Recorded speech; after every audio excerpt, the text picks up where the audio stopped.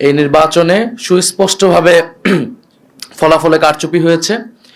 Vote সুষ্ঠু একটা পর্যায় পর্যন্ত সুষ্ঠুভাবে হয়েছিল, আমরা সেটাকে স্বাগত জানিয়েছিলাম।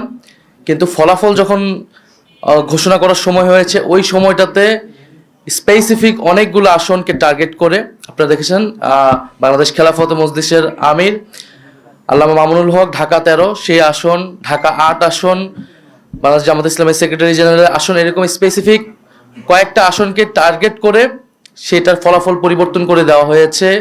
কেন্দ্রগুলোকে দখল করে সেই কেন্দ্রে জোর করে প্রশাসনকে ব্যবহার করে সেই ফলাফল পরিবর্তন করা হয়েছে।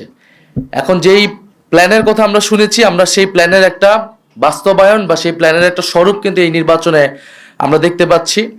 এবং এই ধরনের ফলাফল কারচুপি করে যারা পুরনো আমলে আওয়ামী লীগ যেইভাবে নির্বাচন করেছে, সেই ধরনের প্রচেষ্টা আমরা যাদের ভিতর দেখতে পাচ্ছি, তারা কিভাবে রাষ্ট্র পরিচালনা করবে, কিরকম দেশ পরিচালনা করবে, সেটা নিয়ে জনগণের মধ্যে প্রশ্ন এসেছে। এবং নির্বাচনের পরদিনই যারা তাদের প্রতিদ্বন্দ্বীদের উপরে হামলা, সারা দেশে নির্বিচারে বাড়িঘরে হামলা, আগুন লাগানো, হুমকি এবং এলাকা ছাড়া করতেছে, তাদের কাছে এই দেশের জনগণ, এই দেশের মানুষ কিভাবে নিরাপদ থাকবে সেটা নিয়ে প্রশ্ন এসেছে। এবং সেটার জন্য আমরা 11 দল কিন্তু ঐক্যবদ্ধ হয়েছি। এবং ডক্টর শফিকুর রহমান বলেছেন স্পষ্টভাবে যে এটার জন্য রাজপথে নামার প্রয়োজন হলে আমরা সেটার প্রস্তুতি নিচ্ছি। কারণ এই দেশের মানুষকে, যারা 11 দলের পক্ষে নির্বাচনে কাজ করেছে, নেতাকর্মী সমর্থক, তাদেরকে হেফাজত করা, তাদেরকে রক্ষা করার দায়িত্ব আমাদের। আরেকটি কথা আমি বলতে চাই, আমরা জনগণকে অভিবাদন জানাই যে জনগণ এত প্রতিকূলতার মধ্যেও 11 দলের পক্ষে ভোট দিয়েছেন, 11 দলের পক্ষে বিজয়ী হয়েছেন। অনেকেই অনেক কারচুপি করে তাদের বিজয় আটকানো যায়নি। আপনারা দেখবেন যে গণভোটে কত পার্সেন্ট ভোট পড়েছে, 60% ভোট পড়েছে, 60+ ভোট পড়েছে।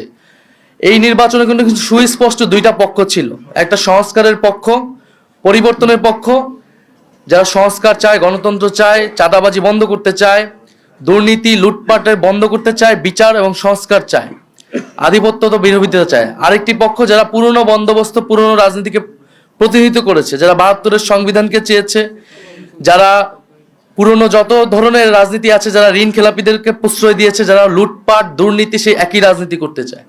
ফলে জনগণ ব্যাপকভাবে যেই 60%-এরও বেশি, 60+ সংস্কারের পক্ষে তারা ভোট দিয়েছে, সেই একই জনগণ কিন্তু 11 দলের পক্ষেও ভোট দিয়েছে। কিন্তু শেষ মুহূর্তে এই 10%-এর মতো ভোট কিন্তু কারচুপি করা হয়েছে, ফলাফলে কারচুপি করা হয়েছে। না হলে এই পুরা ভোটটাই 11 দলের পক্ষেই আসতো। শেষ মুহূর্তে 11 দলের অনেক গুরুত্বপূর্ণ নেতাকে এবং প্রার্থীকে হারিয়ে দিয়ে ক্ষমতা নিয়ে নেওয়ার চেষ্টা করেছে।